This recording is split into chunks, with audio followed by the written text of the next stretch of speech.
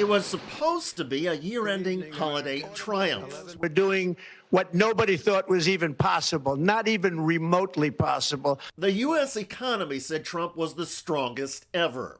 There has never, frankly, been anything like it.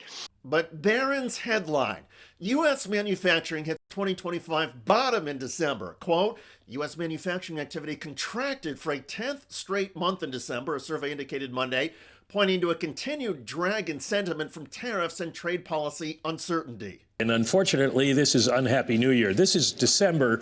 The ISM manufacturing folks reporting that the index falls to 47.9 from 48.2. That is definitely not good news. And here's how the news was handled on Bloomberg's breaking Money Minute.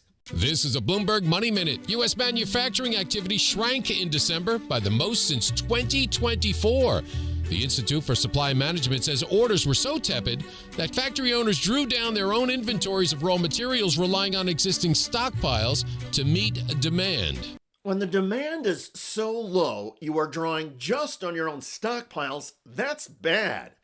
Here was the reporting on CNBC.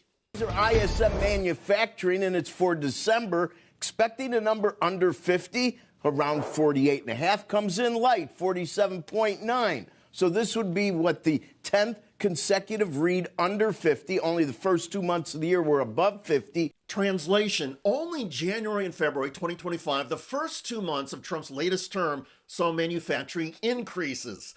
The last 10 months have shown manufacturing contractions or declines every month. Oops. And it makes this Trump claim even more absurd. 1 year ago, our country was dead. We were absolutely dead. Our country was ready to fail, totally failed. Now, we're the hottest country anywhere in the world. Not only is the United States not the hottest in the world economically or in terms of manufacturing, U.S. industrial output is getting smaller. It's a sharp reversal from President Joe Biden. During the Biden administration, manufacturing output climbed to record levels. Investment poured into factories, supply chains stabilized following the COVID hurdles, and the dull, unglamorous business of making things regained a measure of dignity. The boost in U.S. manufacturing was achieved not with chest-thumping speeches or tariff tantrums, but with policies designed for the real world. Predictability, infrastructure, and a government that did not wake up each morning looking for a trade war to fight. Then came Donald Trump 2.0, and with it, the old chaos. Donald Trump waved tariffs like magic wands, treated certainty as weakness, and reduced economic policy to a series of impulsive threats thrown at allies and rivals alike. And Trump is still doing it. Tariffs. My favorite word, tariffs, which for many decades have been used successfully by other countries against us, but not anymore. Companies know that if they build in America, there are no tariffs, and that's why they're coming home to the USA in record numbers. Actually, they are not coming to the United States in record numbers.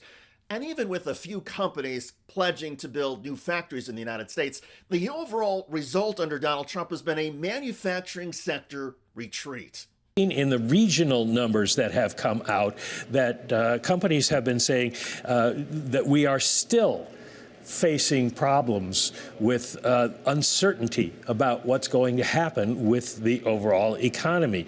And I feel like, Mike, isn't it fair to say that we always have a certain amount of uncertainty with? I've been doing this job for 26 years now. Yeah, but okay, it's worse. And right? the one mantra that has continued unabated is uncertainty. Yeah, but I mean, how often have you lived through periods where you've just gotten months of no official U.S. data?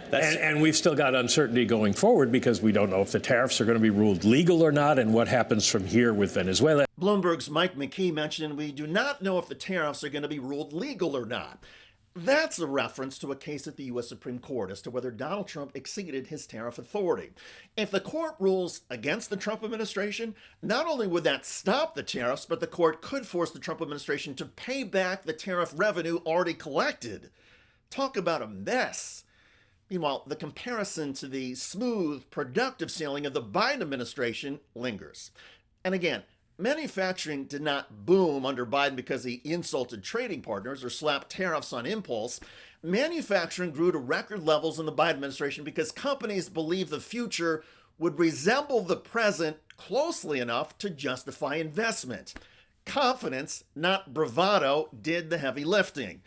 But listen to how companies are describing the landscape now under Donald Trump. Here's an easy, simple quote from a company in here in the machinery business. Trough conditions continue.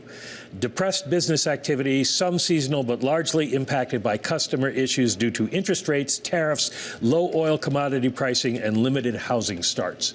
So if that's summing up the way American manufacturers feel, it doesn't suggest that we're going to see any kind of major turnaround in the factory sector anytime soon.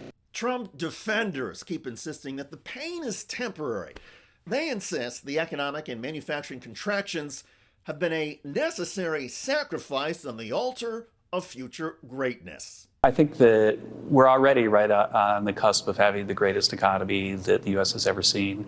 I think that Trump policies are about as good as it gets. President Trump last week gave his economy a grade of A++++.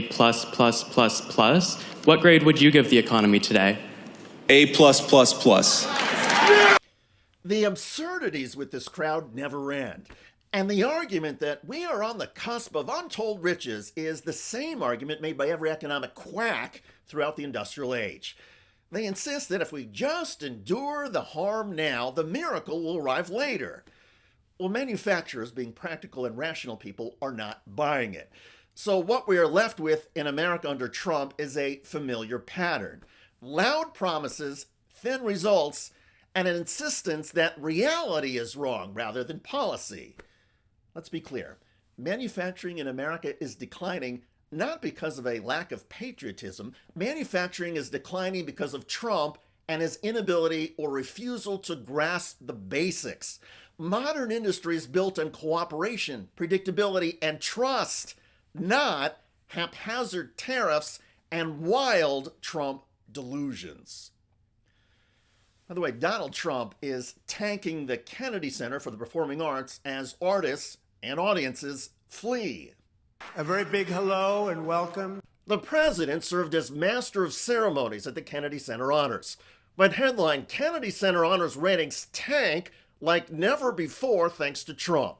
Donald Trump's takeover of the historic institution has effectively killed its popularity. A dance company is now the latest group of performers to pull out of a show at the Trump Kennedy Center after the president put his name on the front of the building. You've got more artists now pulling out of scheduled events. Check out that video at the link below. It generated a lot of comments on YouTube. One of the most popular from Corgi, who wrote, "Want to bankrupt it? Put Trump's name on it." Indeed. I look forward to reading your comments about Donald Trump putting his mark on the U.S. economy and sinking American manufacturing. I'm David Shuster. Thanks for joining us.